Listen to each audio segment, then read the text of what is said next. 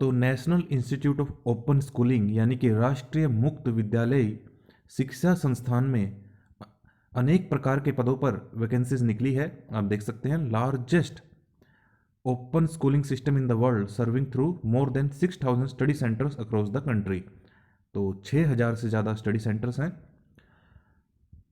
तो NIOS यानी कि national institute of open schooling is an autonomous institution under the department of school education and literacy, ministry of education, government of India.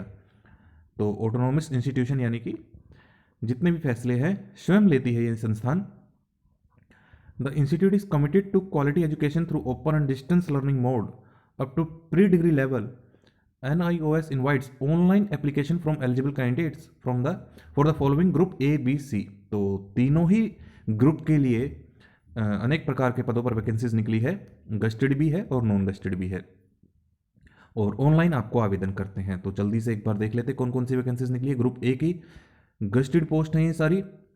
Deputy director capacity building cell के लिए level 12 जबरदस्त जो है cell है। 78,800 starting में आपकी basic salary रहेगी। उसके ऊपर DA, HRA, मेडिकल और ट्रैवलिंग, इलेक्ट्रिसिटी, जो भी आपको अलाउंसेस होंगे वो सारे मिलेंगे। नंबर ऑफ पोस्ट एक ही है। मोड ऑफ रिक्रूटमेंट डायरेक्ट है और जनरल लेकिन पर्सन विद डिसेबिलिटीज़ के लिए है, पर्सन विद बेंचमार्क डिसेबिलिटीज़। उसके बाद है deputy director academic level 12 same है सैलरी का लेवल। एक ही वैकेंसी है, डायरेक्ट है लेकिन शेड्यूल कास्ट के लिए है। Assistant director administration department level के लिए, एडमिनिस्ट्रेशन ब्रांच के लिए, और लेवल 11 है। 67,700 रुपये आपकी स्टार्टिंग में बेसिक रहेगी। 2 पोस्ट है, डायरेक्ट है। एक जनरल के लिए है, एक EWS के, लेकिन दोनों ही पर्सन विथ बेंचमार्क डिसेबिलिटीज़ के लिए। लेकिन देखिए आगे और भी हैं, यहीं से आप मत समझिए कि आपके लिए नहीं है, काफ़ी सारी ग्रुप C की भी वैकेंसीज हैं। उसके बाद एकेडमिक ऑफिसर लेवल 10, 56,100 स्टार्टिंग में बेसिक रहेगी। 4 वैकेंसी है, डायरेक्ट है। एक EWS की है, एक OBC की, एक जनरल की है, एक SC की है। ग्रुप B में आ जाते हैं अब। सेक्शन ऑफिसर लेवल 7, 44,900 बेसिक रहेगी। 2 पोस्ट है, डायरेक्ट रिक्रूटमेंट है। एक जनरल की, एक इकोनॉमिकली वीकर सेक्शन के लिए, यानी कि जितने भी अदर रिजर्व कैटेगरीज हैं उन्हें जनरल में अप्लाई करना होगा। अगर EWS है तो EWS में। PRO यानी कि पब्लिक रिलेशन ऑफिसर लेवल 7, एक वैकेंसी है, डायरेक्ट और जनरल की है। UR यानी कि अनरिजर्व, जिसे हम जनरल भी कहते हैं।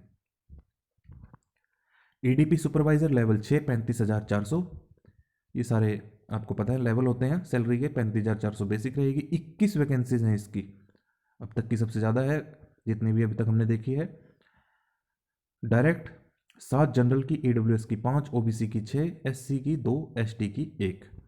ग्राफिक आर्टिस्ट लेवल 6 की सैलरी रहेगी। पे स्केल आपका एक ही वैकेंसी है, लेकिन पर्सन विद बेंचमार्क डिसेबिलिटीज़ की जनरल कैटेगरी से।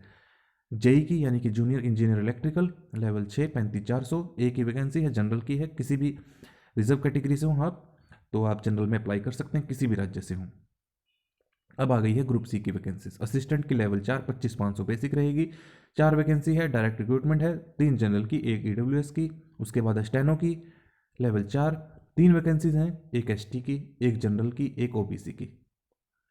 जूनियर असिस्टेंट लेवल 2, 19,900 बेसिक। 10 वैकेंसीज हैं, direct recruitment. 4 general, 3 OBC, 2 ST, 2 SC, एक ST की। मल्टीटास्किंग स्टाफ यानी कि MTS लेवल 1, 18,000 बेसिक रहेगी शुरुआत में। 11 वैकेंसीज हैं, जिसमें से जनरल की है 4, OBC की 4, EWS की 1, ST SC की 1 है।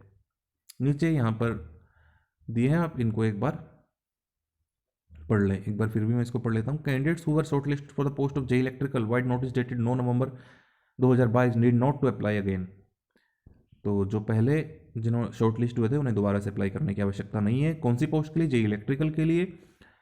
उसके बाद the applications are to be submitted online, ये मैंने आपको बताया ऑनलाइन अप्लाई करना है। nios.cbt-exam.in या फिर NIOS की वेबसाइट पर जाएंगे, वहाँ पर भी आपको लिंक मिल जाएगा अप्लाई करने का। 30 नवंबर से आप एप्लीकेशन शुरू हो चुकी हैं और लास्ट डेट है आपकी 21 दिसंबर सन 2023। तो अभी आपके पास समय है, लेकिन आप लास्ट डेट का वेट ना करें, आप जल्द से जल्द अगर आप इच्छुक हैं किसी भी पोस्ट के लिए इनमें से तो आप ज़रूर आवेदन कर दें।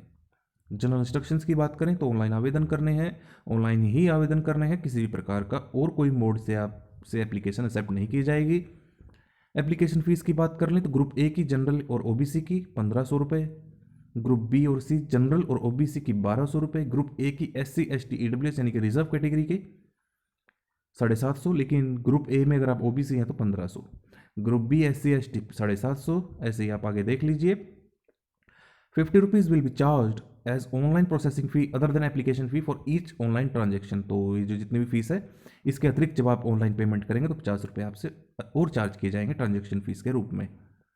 However, person with disabilities categories with a minimum of 40% disability are exempted from payment। तो PWD जो 40% डिसेबिलिटी है मिनिमम, उनसे कोई भी फीस नहीं ली जाएगी और एक बार फीस दे दी तो रिफंड नहीं होगी।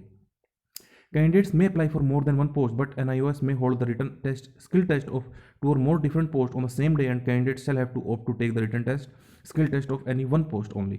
तो देखिए ये मुझे समझ नहीं आई ये बात क्यों लिखी इन्होंने ऐसा। ये कह रहे हैं कि एक से अधिक पोस्ट के लिए आप अप्लाई कर सकते हैं, लेकिन NIOS के पास पूरा राइट है कि वो मान लीजिए आपने 2 पोस्ट के लिए अप्लाई किया और वो दोनों ही पोस्ट का एक ही दिन एग्ज़ाम रख दे, तो आप ऐसा नहीं कह सकते कि मैंने तो 2 फॉर्म भरे थे और आप लोगों ने एक ही दिन टेस्ट ले लिया। तो फिर आपको चूज़ करना होगा कि कौन सा आप देना चाहते हैं। वैसे इनको ऐसा करना नहीं चाहिए था, चलो इनकी मर्जी। Crucial date for determining eligibility with regard to age limit, qualification, experience and other criteria etc. shall be the closing date of submitting the application। यानी कि 21 दिसंबर तक आपकी सभी प्रकार की एलिजिबिलिटी पूरी होनी चाहिए।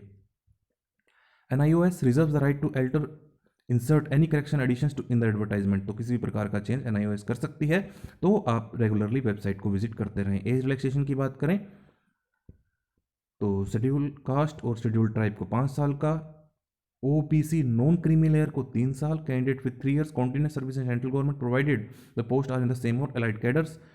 तो जो ऐसे एप्लीकेंट जो 3 साल से कम सर्विस में है केंद्र सरकार की, लेकिन वो उसी पोस्ट पर हों जिसके लिए आप अब अप्लाई कर रहे हैं, तब आपको 5 साल का एज रिलैक्सेशन मिल जाएगा। ऐसे ही आप आगे देख लीजिए, जिस भी कैटेगरी में आप फॉल करते हैं वही आपको एज रिलैक्सेशन मिल जाएगी।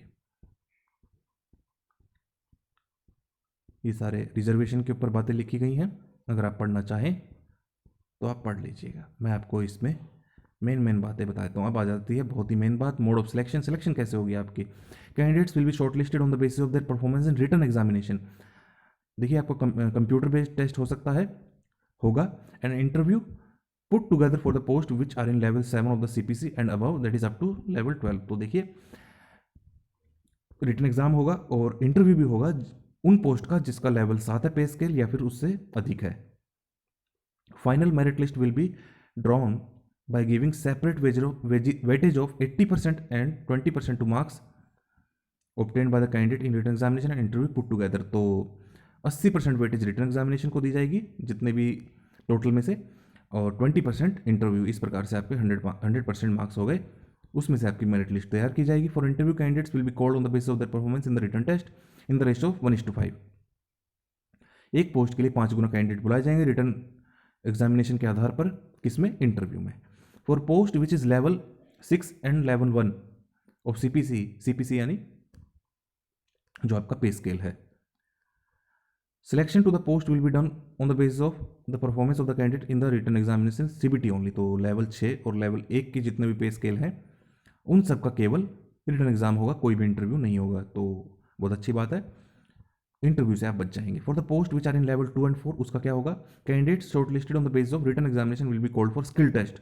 तो जिनका लेवल 2 और लेवल 4 का पे स्केल है उनका रिटन एग्जाम भी होगा और स्किल टेस्ट भी होगा, which will be qualifying in nature. तो स्किल टेस्ट केवल क्वालिफाइंग नेचर का होगा and carries no weightage. No weightage का मतलब क्वालिफाइंग नेचर, यानी कि सिर्फ आपको उसमें पास होना है। उसके मेरिट लिस्ट बनाने के लिए, फाइनल सिलेक्शन के लिए उसके मार्क्स टोटल नहीं होते हैं, काउंट नहीं होते हैं। In case a candidate fails to qualify the skill test their candidature would be rejected. ये तो ऑब्वियस ही बात है, तो जो भी स्किल टेस्ट पास नहीं करेगा वो रिजेक्ट हो जाएगा।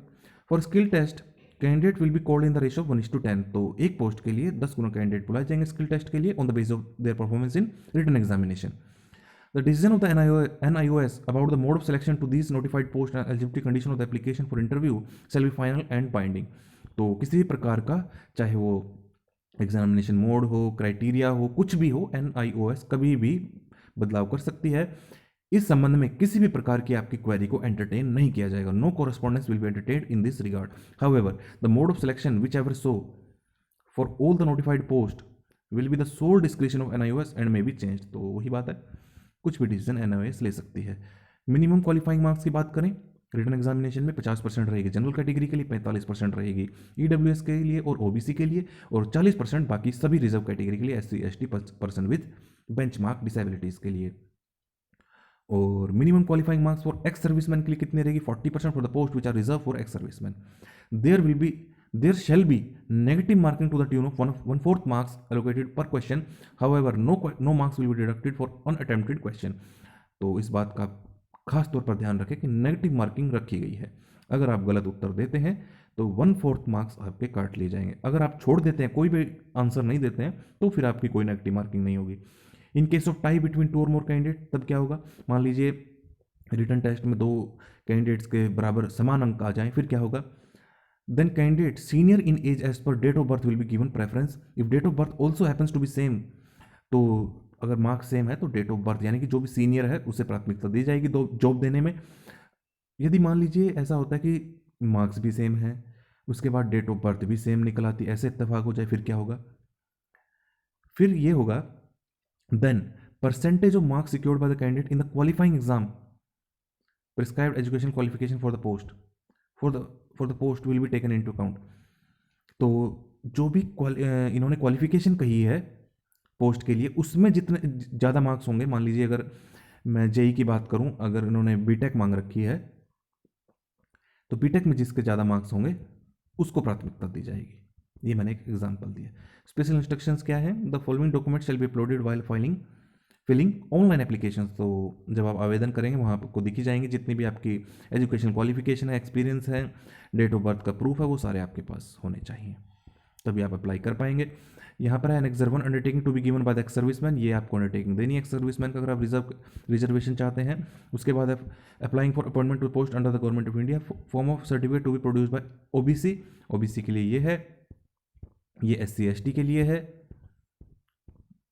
ये तो जो आपका बनता वही है, ये इन्होंने फिर भी एक बार आपको दिखा दिया है. ये EWS के लिए इनकम एंड एसेट सर्टिफिकेट, जो 8 लाख का इन्होंने क्राइटेरिया रख रखा है, ये आपको पता ही है क्या सर्टिफिकेट क्या लिमिटेशन है. और आपको EWS के बारे में नहीं पता तो आप मेरे चैनल पर जाकर भी देख सकते हैं. सर्टिफिकेट रिगार्डिंग फिजिकल लिमिटेशन, अगर आपको स्क्राइब चाहिए तो ये रहा लेटर ऑफ अंडरटेकिंग, LOU आपको देना होगा. तो आप इस वीडियो को ज़्यादा से ज़्यादा शेयर करें. काफ़ी सारी वैकेंसीज़ हैं, सभी के लिए कुछ ना कुछ वैकेंसी ज़रूर निकली है, तो आप अपने साथियों तक ज़रूर पहुँचाएं जो भी गवर्नमेंट जॉब ढूंढ रहे हैं, तो उनको उनके पास भी एक पक्की सरकारी नौकरी हो जाएगी.